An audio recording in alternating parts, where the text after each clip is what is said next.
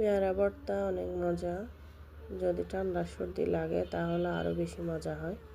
তাছাড়া বড় বড় পেয়ারাগুলো একটু মিষ্টি কম হয়, যার কারণে এগুলাকে ভর্তা বানিয়ে খেতে অনেক ভালো লাগে।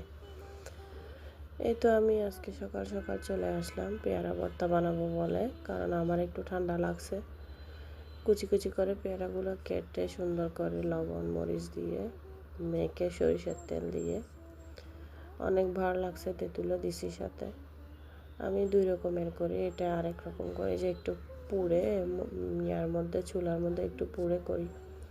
আজকে তা পুড়ে করি নাই, চিলি ফ্লেক্সও দিই নাই, জাস্ট মরিচের গুঁড়ো দিয়ে সরিষার তেল দিয়ে তেঁতুল দিয়ে মেখে খেয়েছি। আসলে তাও মজা হয়েছে, খারাপ হয় নাই।